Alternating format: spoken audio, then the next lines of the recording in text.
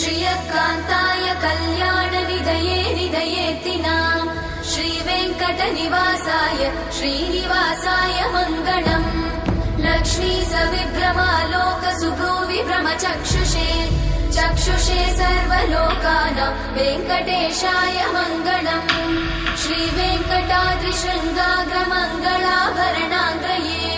मङ्गलानां निवासाय श्रीनिवासाय मङ्गलम् सर्वावयव सौन्दर्य सम्पदा सर्वचेतसां सदा सम्मोहनायास्तु वेङ्कटेशाय मङ्गलम् नित्याय निरवध्याय सत्यानन्दचिदात्मने सर्वान्तरात्मने श्रीमद् वेङ्कटेशाय मङ्गलम्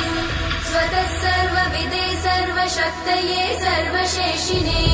सुलभाय सुशीलाय वेङ्कटेशाय मङ्गलम्।